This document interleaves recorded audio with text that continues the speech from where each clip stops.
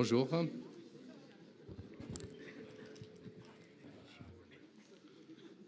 Bonjour, bienvenue à la 24e édition du congrès de la ROADEF, donc, qui se déroule sur ces 3 journées, à Rennes School of Business. Je vais commencer d'abord par dire un mot. On a passé des mois à nous préparer pour bien vous accueillir pour cet événement très très important pour notre communauté. Donc on espère que vous allez passer 3 très agréables journées fructueuses, que ce soit dans le networking, désolé pour le franglish, ou que ce soit pour le travail et un peu de divertissement pour le dîner de gala. Voilà.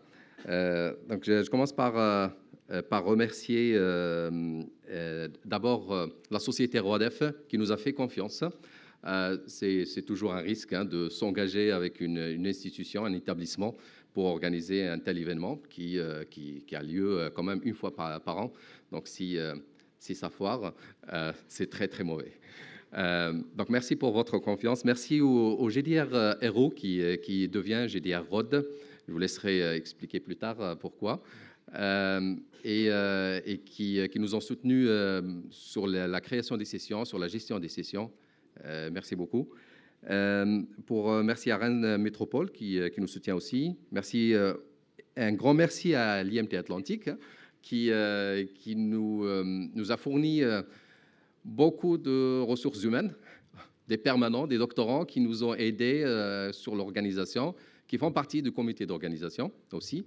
Et merci à tous nos sponsors industriels que vous voyez là, qui n'ont pas hésité à nous soutenir. Pour certains, c'est eux qui nous ont sollicités pour nous dire alors quand est-ce que vous allez commencer à nous envoyer des emails pour le sponsoring. Merci énormément pour votre soutien. Donc, pour le reste de cette présentation, comment ça va s'organiser, je vais laisser la parole à notre directeur général, puis à notre directeur de la recherche.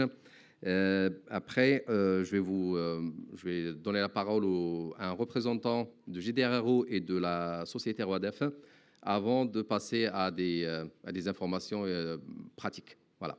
Donc, je commence par inviter notre directeur général et doyen, Monsieur Thomas Fröhlicher.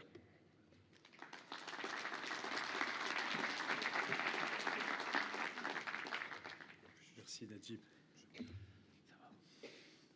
Voilà, écoutez, merci. Je suis absolument ravi de vous offrir quelque part un lieu pour que vous puissiez réunir votre communauté, qui est très impressionnante, je dois d'ailleurs le dire. Moi qui suis d'abord un chercheur relativement retiré des affaires de la recherche depuis longtemps, et qui en plus est plus un sociologue qu'un homme de chiffres dans le domaine de mes recherches.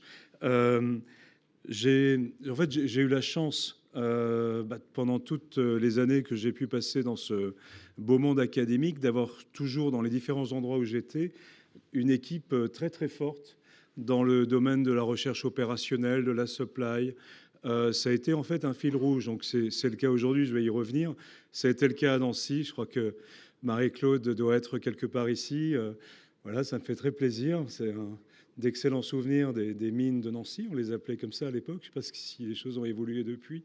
Ça a été ensuite Liège. J'ai eu du plaisir à voir Yves et son équipe être présents. Ça a été aussi Bordeaux du côté de Kedge. Je ne sais pas s'il y a des gens de Kedge, Bordeaux ou Marseille, mais c'est un pôle important là-bas. Je pense à Walid et à bien d'autres. Et puis voilà, ici on a, voilà, j'ai bien commencé mon affaire.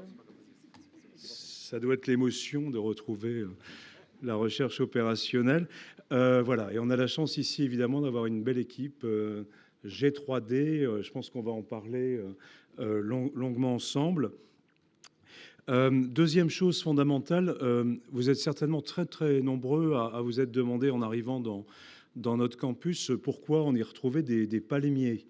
Alors c'est particulièrement vrai pour ceux qui viennent un peu plus du sud ou d'autres horizons. Donc juste un mot pour l'ancien Marseillais que je suis, qui a vécu aussi ce choc culturel majeur. Vous êtes en fait tout simplement, et si vous étiez arrivé à Saint-Malo, vous l'auriez encore mieux compris, à 80 km au nord d'ici, bah, c'est simplement une terre de marins. Et quand vous allez dans Rennes et que vous regardez les jardins, vous retrouvez en fait en général un palmier, je crois, qui symbolise cette ouverture marine, mais qui amène les gens ici à des gens aussi extrêmement ouverts, notamment à la diversité, à la multiculturalité et à l'international. C'est voilà, une terre que j'ai découvert il y a 5 ans et à laquelle je suis très attaché. Donc pour ceux qui ne le sauraient pas, je rajoute encore un élément fondamental de géographie. Rennes et Rennes Métropole est bien la capitale de la région Bretagne. Voilà.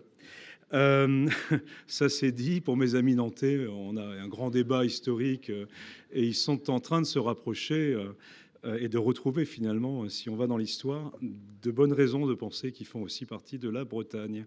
Voilà, j'irai pas plus loin, c'est un sujet qui peut être assez un petit peu polémique en fait dès qu'on commence à creuser. Voilà, donc ça c'était un peu pour l'accueil, je dirais, touristique du matin. Euh, alors j'aimerais plus sérieusement adresser quelques mots de remerciement en pensant d'abord au comité d'organisation, évidemment. Je crois que c'est important de souligner. Alors le travail de, peut-être pour commencer, des personnes que vous ne rencontrerez pas probablement, mais qui ont beaucoup travaillé, les gens invisibles en fait, qui sont souvent les plus importants pour qu'une conférence comme ça se déroule dans les meilleures conditions. Alors je pense à Céline, à Lina, je pense aussi à Ruth, je pense à Corinne, je pense à Laurence en particulier, qui sont donc des gens qui sont dans l'équipe administrative de Rennes School of Business. Je pense ensuite évidemment à notre équipe, j'en parlais. Donc merci à Ramzi, merci à Mohamed, merci Clément, merci Imen, merci à Lina, je ne sais pas si je l'ai cité, et bien sûr à toute l'équipe. Je sais que vous avez joué un rôle important. Et puis je veux le dire maintenant, sinon je vais l'oublier, quoi. Il faut absolument que je remercie vraiment Najib, qui a été vraiment très très engagé et qui a beaucoup travaillé tout en menant de très belles recherches avec de belles réussites très récemment du côté de l'habilitation à diriger des recherches ou de sa position dans l'école. Merci Najib. Alors j'aimerais m'associer également à ce que Najib a déjà dit. On a le plaisir et l'honneur de pouvoir travailler avec de très belles équipes du côté de l'IMT Atlantique, à Nantes, à Brest ou à Rennes. Et donc, dans ce comité d'organisation, on retrouve Olivier Perron, David Lemoine. J'aimerais aussi remercier Vincent Ovlac, qui fait partie également de ce comité, qui a travaillé avec vous pour que ce soit une réussite. Merci au GDR ROD, donc j'ai bien noté ça, pour sa collaboration. Et puis merci encore une fois à l'association ROADEF pour la confiance que vous nous accordez. Voilà, j'aimerais vous dire aussi que quand vous regardez les 4 journées qui se proposent, on est très impressionné de la densité des prises de parole. Donc je pense que vous allez beaucoup apprendre. Et pour terminer, j'aimerais vous dire à quel point dans une école comme la nôtre, mais je pense que c'est le cas dans beaucoup d'écoles, dans cette période quelque part qui plus que jamais est une période qui se nourrit d'incertitude et donc, je veux dire, de complexité dans la prise de décision, on apprécie quelque part particulièrement ce carrefour que vous représentez entre finalement une approche mathématique extrêmement poussée, une approche aussi qui relève beaucoup de l'ingénierie industrielle, qui permet des liens d'ailleurs très féconds entre écoles d'ingénieurs et écoles de management, et dans le management finalement une capacité à prendre des décisions sur des modèles à la fois complexes mais qu'il faut rendre évidemment utilisables quelque part, et donc qui nous renvoie aussi très souvent à des travaux qui trouvent d'autant plus d'applications qu'on arrive à y trouver ensuite des problématiques intéressantes à travailler. En tout cas, c'est voilà, sur une vingtaine d'années, moi, c'est l'expérience que j'ai eue avec bonheur, avec toutes les équipes qui travaillent sur ce sujet-là. Donc, je vous souhaite de passer 4 belles journées, de vous retrouver ici à Rennes. Et vous avez noté que, comme d'habitude, tout ça va se faire sous un grand soleil breton, une fois n'est pas coutume. Merci, bonne journée.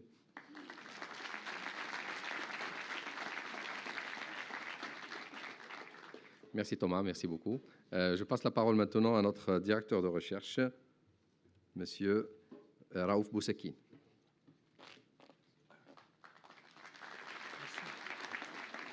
Merci Najib. C'est vraiment impressionnant de voir l'auditorium rempli. Donc j'en profite pour vous souhaiter la bienvenue et féliciter. Je ne m'en rendais pas compte que c'était aussi, aussi global, j'allais dire, au niveau, en tout cas, du pays. Donc je remercie Najib pour avoir mené le bateau à bon port et je suis sûr que ça va aller de mieux en mieux jusqu'à la conclusion de cet événement. Alors, juste quelques mots sur le développement de la recherche à RSB. Je suis arrivé il y a à peine un an et donc nous avons d'une certaine façon consolidé les trends principaux de la recherche ici qui ont précédé mon arrivée ici, avec une locomotive qui est assez claire, qui est celle justement de recherche opérationnelle menée j'allais dire de main de maître par Ramzi, Najib et les collègues de G3D, qui est le groupe de recherche que nous avons, bon, qui explique un petit peu pourquoi vous êtes ici aujourd'hui, d'une certaine façon. Aussi, naturellement, lorsqu'on gagne en solidité, parce que bon, les publications, ça va, ça vient, mais ce qui est important pour la recherche, c'est le long terme, c'est d'avoir les reins solides.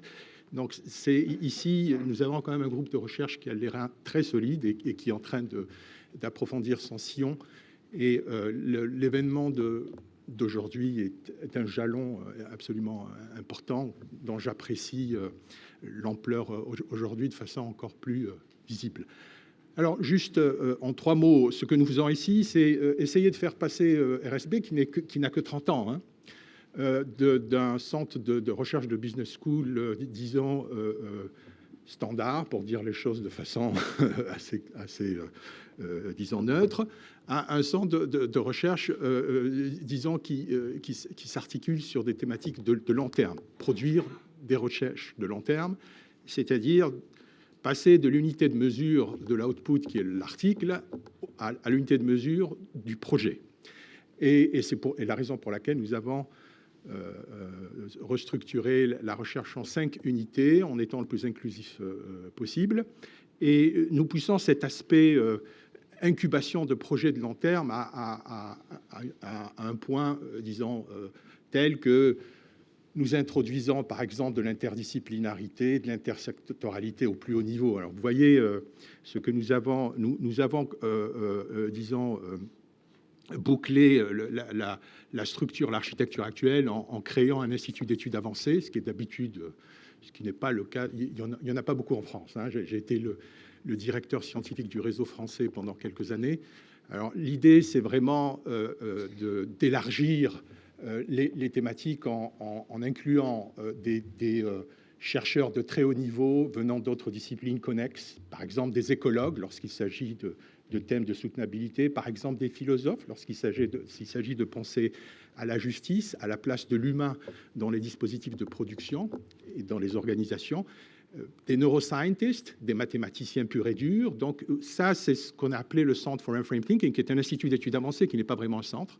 Donc, et l'idée, c'est vraiment de placer le projet de recherche de long terme, interdisciplinaire, intersectoriel, au centre de RSB.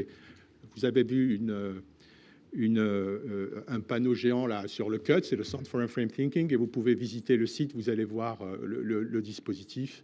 Il s'agit de mettre en contact avec les chercheurs de RSB certaines des sommités mondiales dans beaucoup de disciplines connexes, comme je l'ai dit. L'idée étant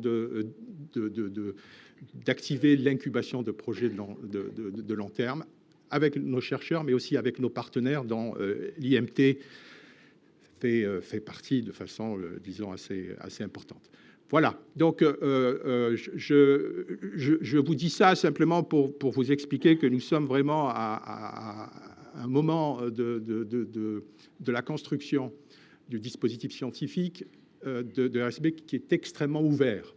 C'est une offre finalement de collaboration que nous faisons, et il s'agit vraiment d'aller dans le sens que nous avons pris, que l'école a pris il y a quelques années, qui est l'ouverture, l'intégration dans les réseaux français et internationaux. Et je dois avouer que celui-ci est assez impressionnant déjà de par son étendue physique. Mais je termine par féliciter encore Najib pour cette réussite et nos collègues de l'IMT pour leur collaboration extrêmement fructueuse et solide. Merci beaucoup.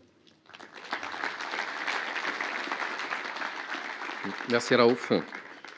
Je laisse un représentant, ce sera Amélie, qui va dire un mot pour la société RODEF. Bonjour à tous, donc bienvenue à ce 24e congrès annuel de la RODEF. Alors la RODEF, c'est donc une société savante qui promeut la recherche opérationnelle et l'aide à la décision. On est une société assez grande puisqu'on a donc à peu près 650 membres académiques ou industriels et 25 partenaires. Donc pour promouvoir donc cette discipline, on soutient des événements et on remet aussi un certain nombre de prix. Donc cette année, il y a le prix du meilleur article étudiant. Vous avez les sessions qui vont d'ailleurs suivre la plénière. Donc il y a 2 sessions du prix du meilleur article étudiant. Il y a le prix du mémoire de master qui a déjà été délivré, mais que nous ferons la remise des prix à la session de clôture. Et il y a le challenge RODEF Euro, qui est donc un sujet déposé par une entreprise, cette année Renault, et un certain nombre d'équipes de recherche s'affrontent pour résoudre au mieux ce problème. Et donc vous aurez les résultats de la phase de qualification à l'AG de la RODEF. Demain à 17h, vous aurez justement cette assemblée générale qui aura lieu d'ailleurs ici dans l'auditorium. Donc je vous invite à y venir. Et sinon, je voulais aussi remercier donc Najim pour cette organisation de cette 24e conférence. Et je vous souhaite à tous un bon séjour scientifique et aussi de festivités avec le gala en dernier soir. Voilà, je vous remercie. Merci Amélie. J'invite nos conférenciers, enfin nos invités, à remplir l'autre salle, hein, le hall 0.1 si vous voulez. C'est vrai que c'est en diffusion, c'est moins agréable que d'être en face à face. En même temps, je passe la parole. Je ne sais pas s'il y a un représentant maintenant de GDR Aero qui est arrivé. Super. Nadia, elle arrive en courant de la gare.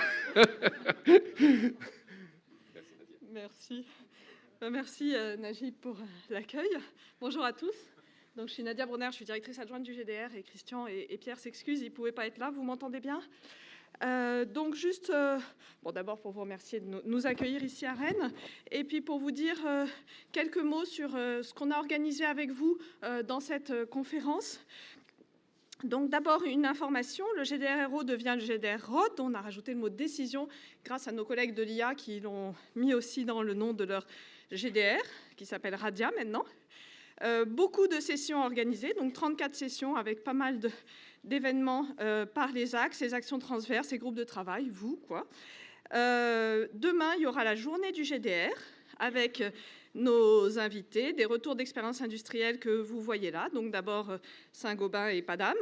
Donc on a essayé de faire complémentaires les tutoriels et les retours d'expérience par rapport aux plénières. Vous notez bien l'Assemblée générale du GDR à 14h demain. Des tutoriels. Donc en parallèle, vous aurez Odile et Bruno peut-être, ou Roland, je ne sais plus. Et Alanta, pardon. Non. C'est pas grave, vous regarderez le programme. Odile Languet qui parlera de questionnement éthique en recherche opérationnelle. Alanta, vous voyez les sujets, je ne vais pas les détailler. Et puis l'après-midi, les retours d'expérience industrielle où on a encore essayé de faire complémentaire aussi par rapport aux années précédentes avec Insight qui nous vient de Belgique et Sanofi pour avoir une petite vue sur le monde du médicament. Une petite info encore, on vous demande d'aller vous recenser sur MyGDR parce que c'est très important pour la communauté et pour la reconnaissance de notre discipline par le CNRS. Voilà, et puis on vous rappelle ici nos contacts si vous avez besoin. Merci Najib de nous accueillir et je vous souhaite à tous une très belle conférence.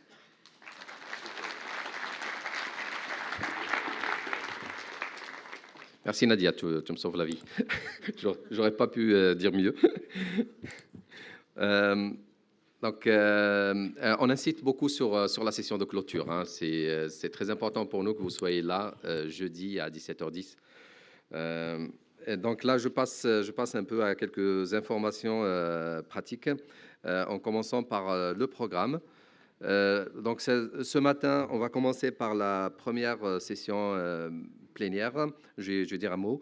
Par la suite, enfin, c'est les moments clés, je dirais. Après, on va avoir des sessions plénières jusqu'à midi 20, suivant les sessions. Il y a certaines qui contiennent que 3 présentations. L'après-midi, on va avoir la deuxième session plénière à 14h. Soyez nombreux. Donc, pareil, on va faire exactement comme cette session. On va avoir la salle principale, c'est l'auditorium. Mais il y aura aussi, vous pouvez aussi vous installer dans le hall 0.1 qui est juste en bas. OK, demain, donc la 3e session plénière et puis la journée du GDRRO avec les réunions, l'Assemblée générale aussi de la ROADEF et quelques annoncements très importants. Et puis jeudi, la dernière session plénière, et j'insiste encore une fois sur la session de clôture où il y aura les remises de prix, il y aura pas mal d'informations importantes là-bas aussi. J'attire votre attention à un petit changement de programme par rapport au livret que vous avez. Donc la session des tutoriels, la deuxième session du tutoriel, elle aura lieu dans la salle 0.1. Je vais prendre peut-être l'autre micro.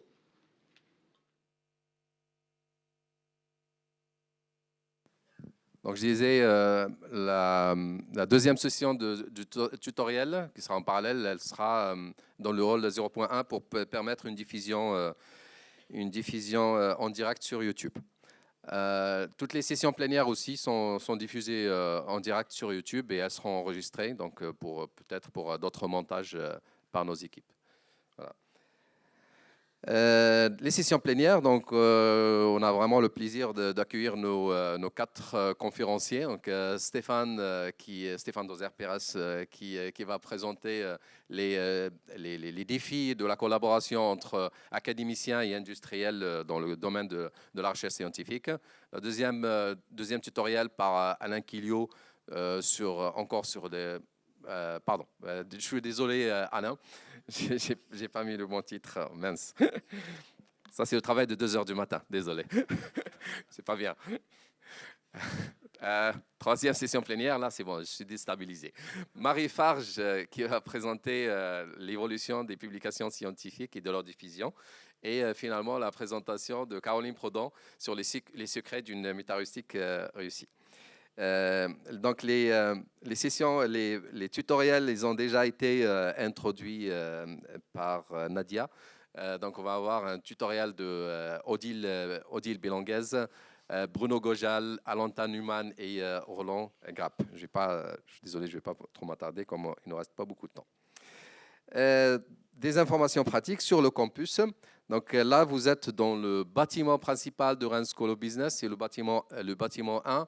On a 3 autres bâtiments, donc, le bâtiment 2, bâtiment 3 juste là, et le bâtiment 4 qui est de l'autre côté de cette rue. Donc tout se passe dans ce bâtiment-là, mais n'hésitez pas à aller vous balader. On a un espace, un campus vraiment très sympathique avec même un terrain de basket si vous voulez aller et une salle de gym qui est dans ce même bâtiment. Pourquoi pas hein, pour se défouler en fin de journée. Les parkings, vous avez un petit parking autour de ce bâtiment-là, mais le parking le plus grand, c'est le parking A qui se trouve ici. Vous pouvez y accéder en suivant la rue d'Arbrissel, vous pouvez vous garer là-bas.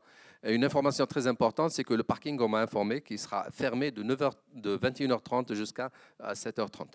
D'accord, donc si vous pouvez laisser bien sûr votre véhicule pendant ces 3 journées dans notre parking, il n'y a pas de problème, mais vous ne pouvez pas le récupérer pendant cette période-là, pendant la nuit.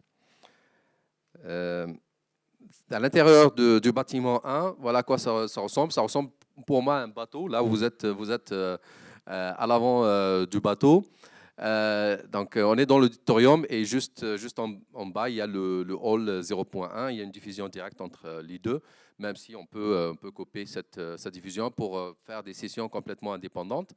Vous avez les accès. Vous pouvez, comme vous avez fait là maintenant, vous avez accédé en grande majorité par le rez-de-chaussée, mais vous pouvez aussi accéder par le deuxième étage. Là, quand vous sortez, vous pouvez prendre directement au deuxième étage.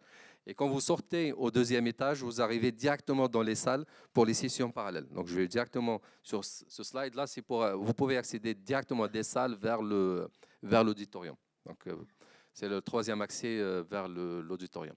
Donc, la majorité des événements se passent au deuxième étage, très grande majorité. Donc, vous avez le Lecture Hall 2.1 ainsi que les salles. Les salles elles sont assez grandes. Hein, on vous a annoncé 35 places, mais en réalité, c'est beaucoup plus que ça. Donc, j'espère que vous allez trouver assez de place pour toutes les séances. Donc, vous avez tous les accès. Je pense que c'est important de le mentionner. Donc, vous avez des escaliers. En sortant d'ici, vous avez directement des escaliers à droite et à gauche. Mais vous pouvez, après le couloir, vous avez aussi des escaliers pour accéder au rez-de-chaussée ou à l'avenue principale. Okay. Oui, on a mis à votre disposition, pour ceux qui veulent faire une petite réunion entre quelques personnes, vous avez des box. Je laisserai ma collègue peut-être vous confirmer quelles sont les box qui sont mises à disposition, à notre disposition. Mais on a des petites salles, vraiment des toutes petites salles pour faire des petites réunions à 5, 6, jusqu'à 7 peut-être, jusqu'à 7 personnes. Okay. Donc, je disais que la majorité des événements ont lieu au deuxième étage, à l'exception donc d'un seul amphithéâtre qui est le hall 1.1, qui est au premier étage et qui est juste en dessous de l'autre amphithéâtre. Okay. L'avenue principale ou la rue des entrepreneurs, comme on l'appelle, c'est là où on va avoir donc les pauses café, les pauses déjeuner. On a toute la rue des entrepreneurs, y compris une bonne partie de la cafétéria. On a juste un petit espace à droite, sur ma droite, là au fond, qui sera réservé au personnel de Rennes School of Business et aux étudiants qui ont en cours ces derniers jours. Quelques étudiants, la plupart sont en vacances. Voilà, on a aussi les accès principaux, c'est l'entrée 1 et 2, hein, par où vous êtes arrivés, mais plus ou moins, vous pouvez aussi emprunter les accès 3 et 4. N'hésitez pas à aller sur la terrasse, hein, juste à la sortie de la cafétéria ici. Sinon, vous avez aussi un très bel espace vert ici, avec où vous pouvez, s'il fait beau, hein, je n'ai pas vérifié la météo, vous pouvez aller vous installer là pour prendre votre café, votre déjeuner. Voilà, donc ça c'est par rapport aux accès. J'espère que je n'ai rien oublié. Donc, par rapport au dîner de gala, il aura lieu donc dans le château d'Apigné, qui est pas très loin d'ici, qui est vraiment très sympathique. J'ai eu la chance d'y manger quelques fois. J'étais invité, bien sûr, hein, vous pouvez imaginer. Ça sera jeudi soir et ça sera à partir. Les bus partiront d'ici à 18h, entre 18h et 18h15. On aura 8 bus, donc il y aura assez pour transporter tout le monde. Donc on partira d'ici. Par contre, pour le retour, chaque bus, on aura des bus qui vont à différentes destinations. N'hésitez pas à vérifier où est-ce que vous voulez aller. Donc, certains bus reviendront ici à Rennes School of Business pour ceux qui veulent récupérer leur véhicule, par exemple, mais qui les ont laissés à l'extérieur. Hein. On est bien d'accord. On reviendra à minuit, hein, enfin 23h minuit. Et voilà, il y a d'autres bus qui passent au centre-ville. Je voudrais juste faire une petite remarque sur les badges. Donc, derrière votre badge, vous avez le QR code pour accéder au programme. Vous avez aussi le ticket de dîner de gala pour ceux qui restent pour le dîner de gala. Si vous ne restez pas, n'hésitez pas à donner votre ticket à quelqu'un d'autre. Au niveau du programme, vous avez le livret. C'est vrai que c'est un bon indicateur le livret, mais je vous invite quand même à vérifier le programme en ligne. Ce qui est le plus officiel, c'est ce qui est mis à jour, c'est vraiment le programme en ligne. D'accord ? Et je termine par remercier une équipe formidable avec laquelle j'ai travaillé. Vraiment, c'était un plaisir de travailler avec Alina, Céline, Clément, Mohamed Habibi, Iman, Ramzi, Ruth, Olivier, David et Vincent. Voilà. Merci beaucoup.